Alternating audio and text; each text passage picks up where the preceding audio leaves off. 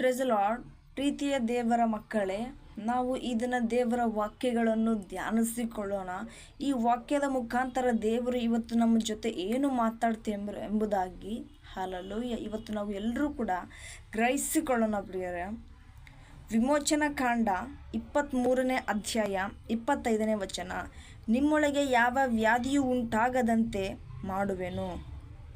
Hallelujah, ನಿಮ್ಮೊಳಗೆ ಯಾವ ವ್ಯಾಧಿಯೂ ಉಂಟಾಗದಂತೆ ಮಾಡುವೆನು ಅಂತ ದೇವರಲ್ಲಿ ಹೇಳ್ತಾ ಇದ್ದಾನೆ.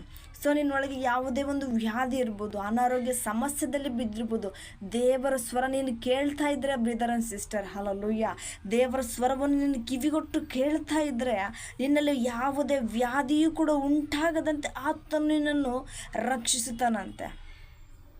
ಹಲ್ಲೆಲೂಯಾ, ರಕ್ಷಿಸುತ್ತಾನಂತೆ. ಸೊ ಅದಕ್ಕೋಸ್ಕರ ದೇವರು ಹೇಳ್ತಾ ಇದ್ದಾನೆ, ನಿಮ್ಮೊಳಗೆ ಯಾವ ವ್ಯಾಧಿ ಉಂಟಾಗದಂತೆ ಮಾಡ್ತೇನೆ. ಹಲ್ಲೆಲೂಯಾ, ನಾನು ಮಾಡ್ತೇನೆ. ಆದರೆ ನೀವೇನು ಮಾಡಬೇಕು? ಶ್ರಮ ಪಡಬೇಕು, ಪ್ರಾರ್ಥನೆಯಲ್ಲಿ ಮಾಡಬೇಕು, ಪ್ರಾರ್ಥನೆಯಲ್ಲಿ ಶ್ರಮ ಪಡಬೇಕು. ಹಲ್ಲೆಲೂಯಾ, ಏನಪ್ಪ ಪ್ರಾರ್ಥನೆ ಶ್ರಮ ಪಡಬೇಕು? ಹಲ್ಲೆಲೂಯಾ, ಪ್ರಾರ್ಥನೆ ಯಾಕೆ ಶ್ರಮ ಪಡಬೇಕು ನಾವು ಅಂತ ಹೇಳ್ತೀರಾ? ಸೊ ಪ್ರಿಯರೇ, ನೀನು ಪ್ರಾರ್ಥನೆ ಶ್ರಮ ಪಡ್ತಾ ಇಲ್ಲ.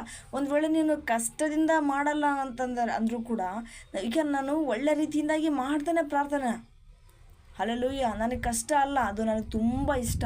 ಮಂಡಿ ಊರಿ ಪ್ರಾರ್ಥನೆ ಮಾಡಬೇಕಾ, ಕಣ್ಣೀರಿಂದ ಪ್ರಾರ್ಥನೆ ಮಾಡಬೇಕಾ, ದೇವರನ್ನು ಪ್ರತಿ ಕ್ಷಣನೂ, ಪ್ರತಿ ದಿನವೂ, ಪ್ರತಿಯೊಂದು ಗಂಟೆ, ಪ್ರತಿಯೊಂದು ನಿಮಿಷವೂ ಕೂಡ ನಾನು ನೆನಪು ಮಾಡ್ಕೊಳ್ತಾನೆ ಇರ್ತೇನೆ. ಅದು ನನಗೆ ಕಷ್ಟ ಅಲ್ಲ ಅಂತ ಹೇಳ್ತೀಯ. ದೇವರ ನಾಮಕ್ಕೆ ಸ್ತೋತ್ರವಾಗಲಿ ಪ್ರಿಯರೇ. ಹಲ್ಲೆಲೂಯಾ, ದೇವರ ನಾಮಕ್ಕೆ ಸ್ತೋತ್ರವಾಗಲಿ. ಯಾಕೆ ಅಂತ ಹೇಳಿದ್ರೆ, ನಿನಗೆ ಎಷ್ಟೇ ಸಮಸ್ಯೆ ಇದ್ದರೂ ಕೂಡ ನೀನು ದೇವರೊಟ್ಟಿಗೆ ಸಮಯವನ್ನು ಕಳ್ತೀನಿ ಅಂತ ಹೇಳ್ತಾ ಇದೆಯಾ. ಅದು ಕೂಡ ಒಬ್ಬೊಬ್ಬರಿಗೆ ಮಂಡಿ ಊರಿ ಆಗೋದಿಲ್ಲ. ಯಾಕೆಂದರೆ ಮಂಡಿ ನೋವು ಬರ್ತದೆ. ಹಲ್ಲೆಲೂಯಾ, ಕೆಲವೊಬ್ಬರಿಗೆ ಮಂಡಿ ನೋವು ಬರ್ತದೆ, ಅದಕ್ಕೋಸ್ಕರ ಅವರು ಮಂಡಿ ಊರಿ ಮಾಡೋದಿಲ್ಲ ಪ್ರಾರ್ಥನೆಗಳು.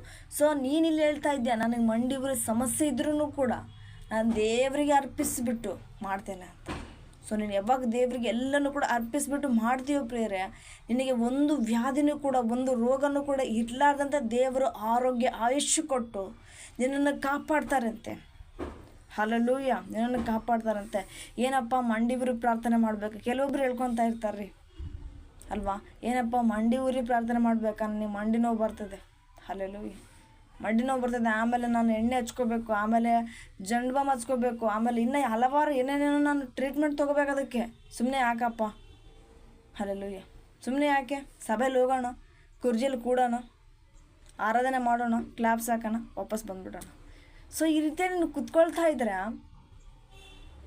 ನಿನ್ನ ಸಮಸ್ಯೆಗಳು ಯಾವ ರೀತಿಯಾಗಿ ಬಿಡುಗಡೆ ಆಗ್ತವೆ ಪ್ರಿಯರೇ.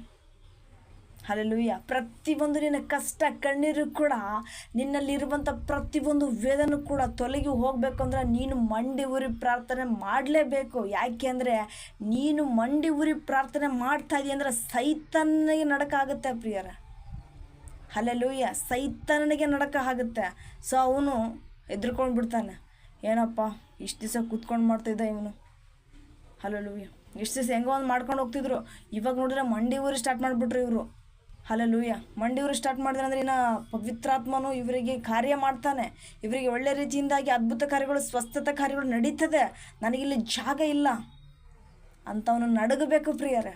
ಹಲ್ಲೆಲೂಯಾ, ನೀನು ಮಂಡಿ ಊರಬೇಕು. ನೀನು ಮಂಡಿ ಊರಿದ್ರೆ ಎಷ್ಟೆಲ್ಲ ಅದ್ಭುತಗಳು ಆಗ್ತದೆ ಗೊತ್ತಾ? ತೆಲುಗಲ್ಲಿ ಹೇಳ್ತಾರೆ, ನೀ ಮೋಕಾಲು ನಲ್ಲಗೈತೆ నీ మొహం తెల్లగవుతుందంట. హల్లెలూయా, నీ మోకాలు నల్లగైతే నీ మొహం తెల్లగవుతుందంట. సో అందుకే నువ్వు ప్రార్థనలో ఎప్పుడు, హల్లెలూయా, నువ్వు ప్రార్థన ఎప్పుడు ఉండాలా. హల్లెలూయా, నీ మోకాలతో ఎప్పుడు నువ్వు ప్రార్థన చేస్తూ ఉంటావో బ్రదర్ అండ్ సిస్టర్, అప్పుడు నీ సమస్యలన్నీ యేసు నామంలో తొలగిపోతాయంట. సో అందుకే మోకాళ్ళు నుంచి మేము ప్రార్థన చేద్దామండి. హల్లెలూయా, ఊరికే టైంపాస్ కోసం కాదు. హల్లెలూయా, 5 minutes నేను చేసుకుని వెళ్ళిపోతున్నాను, నాకు వేరే పనులు ఉన్నాయని నువ్వు దీన్ని అస్సడ్డుగా చేసుకుంటే, హల్లెలూయా, ఒక టైంపాస్లో నువ్వు చేసుకుంటే నీకు ప్రార్థనలో ఫలితం రాదండి. హల్లెలూయా, నీకు ప్రార్థనలో ఫలితం రావాలంటే నువ్వు ఇంకా ఎక్కువగా ప్రార్థనలో ఉండాలా, నీ మోకాలతో ప్రార్థన ఉండాలా, కన్నీటితో ప్రార్థన ఉండాలా. హల్లెలూయా, నా ఇంటి దీపం నీవేనని తెలిసి నా హృదయం నీ కొరకై పదిలపరచితి. హల్లెలూయా, థ్యాంక్ యూ లార్డ్. నా ఇంటి దీపం నీవేనని తెలిసి నా హృదయం నీ కొరకై పదిలపరచితి. హల్లెలూయా, థ్యాంక్ యూ లార్డ్. ఆరిపోయినా నా వెలుగు దీపము, ఆరిపోయినా నా వెలుగు దీపము, వెలుగించుము నీ ప్రేమతో ప్రభువా, వెలుగించుము నీ ప్రేమతో. ఎన్ని తలచినా ఏది అడగినా జరిగేది నీ చిత్తమే ప్రభువా, జరిగేది నీ చిత్తమే.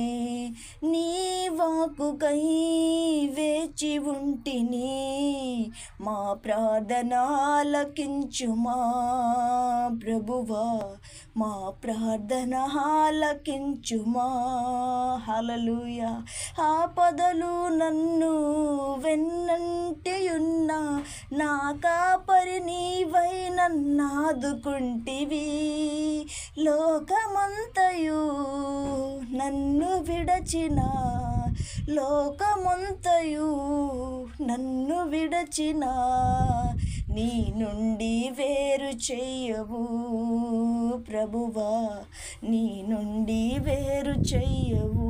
హల్లెలూయా. ఆపదలు నన్ను ఎన్ని వచ్చినా, హల్లెలూయా, నా తోడుగా నా నీడగా నువ్వు ఉన్నావు యేసయ్యా. హల్లెలూయా, నువ్వు ఉన్నావు. నాకు కష్టం వచ్చినా నీకే స్తోత్రం. హల్లెలూయా. నాకు సంతోషం ఇచ్చినా నీకే స్తోత్రం. నేను శ్రమలనున్నా నీకే స్తోత్రం. హల్లెలూయా. ఎప్పుడు నిన్ను స్తుతించుతూ ఉంటా, ఆరాధించుతూ ఉంటాను. నువ్వెప్పుడు ఆయనకి అప్పగిస్తావో అప్పుడు నీ జీవితంలో అద్భుతాలు జరుగుతాయి. ಹಲ್ಲೆಲೂಯಾ. ನಿನ್ನ ಯಾವತ್ತು ದೇವರಿಗೆ ಅರ್ಪಿಸುತ್ತೀಯೋ, ನಿನ್ನ ಕಷ್ಟದಲ್ಲಿ ಸುಖದಲ್ಲಿ ಪ್ರತಿಯೊಂದು ನೋವಲ್ಲೂ ಕೂಡ ಸಂತೋಷದಲ್ಲಿ ಕೂಡ ನಿನಗೇ ಸ್ತೋತ್ರ ದೇವ ಅಂತ ಅವತ್ತು ನಿನ್ನ ಕಾರ್ಯ ಎಲ್ಲವೂ ಕೂಡ ಯೇಸುವಿನ ನಾಮದಲ್ಲಿ ಆಗ್ತದೆ ಪ್ರಿಯರೇ. ಸೊ ಅದಕ್ಕಾಗಿ ನಿನ್ನ ಮಂಡಿ ಉರಿ ಪ್ರಾರ್ಥನೆ ಮಾಡು. ಪ್ರತಿಯೊಂದು ವ್ಯಾಧಿನೂ ಕೂಡ ಯೇಸುವಿನ ನಾಮದಿಂದ, ಯೇಸುವಿನ ರಕ್ತದಿಂದ ಬಿಡುಗಡೆ ಆಗ್ತದೆ. ಹಲ್ಲೆಲೂಯಾ. ಈ ರೀತಿಯಾಗಿ ನಿಜವಾಗ್ಲೂ ನಿನಗೆ ಬಿಡುಗಡೆ ಬೇಕು ಅಂದರೆ, ದೇವರ ಕಾರ್ಯಗಳು ನಿನ್ನ ಜೀವಿತದಲ್ಲಿ ನಡಿಬೇಕು ಅಂದರೆ ನೀನು ಮಂಡಿ ಊರಲೇಬೇಕು, ಕಣ್ಣೀರಿಂದ ಪ್ರಾರ್ಥನೆ ಮಾಡಲೇಬೇಕು ಪ್ರಿಯರೇ. ಹಲ್ಲೆಲೂಯಾ. ಯಾಕೆ ಕಣ್ಣೀರಿಂದ ಪ್ರಾರ್ಥನೆ ಮಾಡಬೇಕು?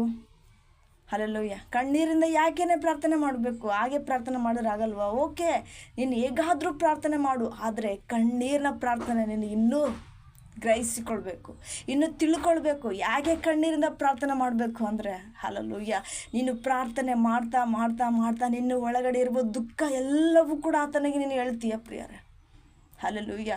ನಿನ್ನ ಕಣ್ಣೀರಿನ ಮುಖಾಂತರ ದೇವರಿಗೆ ನಿನ್ನ ದುಃಖ ಪ್ರತಿಯೊಂದನ್ನು ಕೂಡ ಆತನ ಗ್ರಹಿಸಿಕೊಳ್ತಾನೆ. ಹಲ್ಲೆಲೂಯಾ. ಆಟೋಮೆಟಿಕ್ ಆಗೇ ನಿನಗೆ ಕಣ್ಣೀರು ಬರ್ತದೆ. ಸೊ ಒಳ್ಳೆ ರೀತಿಯಿಂದ ನಿನಗೆ ಕಣ್ಣೀರು ಬರ್ತದೆ ಪ್ರಿಯರೇ. ಹಲ್ಲೆಲೂಯಾ. ನಿನಗೆ ಕಣ್ಣೀರು ಯಾಕೆ ಬರ್ತದೆ ಅಂದರೆ, ನಿನ್ನಲ್ಲಿರುವಂಥ ಪ್ರತಿಯೊಂದು ದುಃಖನೂ ಕೂಡ ಆತನು ತಗೊಂಡು ಆತನ ಸಮಾಧಾನ, ಹಲ್ಲೆಲೂಯಾ, ಆತನ ಸಮಾಧಾನ, ಆತನ ಶಾಂತಿ ನಿನಗೆ ಕೊಡ್ತಾನೆ ಪ್ರಿಯರೇ. ಹಲ್ಲೆಲೂಯಾ. ಅದಕ್ಕೋಸ್ಕರ ನಿನ್ನ ಕಣ್ಣೀರಿಂದ ಪ್ರಾರ್ಥನೆ ಮಾಡಬೇಕು. ನಿನ್ನ ಕಣ್ಣೀರಿಂದ ಪ್ರತಿಯೊಂದು ಪ್ರಾರ್ಥನೆ ಮಾಡಿದಾಗ ಎಲ್ಲವೂ ಕೂಡ, ಹಲ್ಲೆಲೂಯಾ, ಯೇಸುವಿನ ಪರಿಶುದ್ಧವಾದ ರಕ್ತದಿಂದ ಪ್ರತಿಯೊಂದನ್ನು ಕೂಡ ಬಿಡುಗಡೆ ಆಗ್ತದಂತೆ. ಹಲ್ಲೆಲೂಯಾ. ಪ್ರತಿಯೊಂದನ್ನು ಕೂಡ ಬಿಡುಗಡೆ ಆಗ್ತದಂತೆ. ಅದಕ್ಕೆ ದೇವರಿಗೆ ఎప్పుడు నువ్వు ప్రార్థనతో ఉండాలి. హల్లెలూయా. దేవుడి దగ్గర ఎప్పుడు నువ్వు ప్రార్థనతో ఉండు, స్తుతించుతూ ఉండు, ఆరాధించుతూ ఉండు. హల్లెలూయా. అంతా నా మేలుకే ఆరాధన యేసుకే, అంతా నా మంచికే, తన చిత్తములకు తల వంచితే, తన చిత్తములకు తల వంచితే, ఆరాధన ఆపను స్తుతించుట మానను, ఆరాధన ఆపను స్తుతించుట మానను, స్తుతించుట మానను. హల్లెలూయా.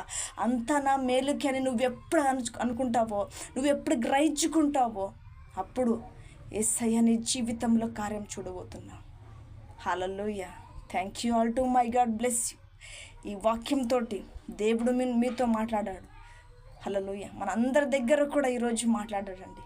ఇంకా ఎక్కువగా మోకాల్లో ప్రార్థన, కన్నీటితో ప్రార్థన చేద్దాం. Hallelujah. Thank you all to. May God bless you. Amen.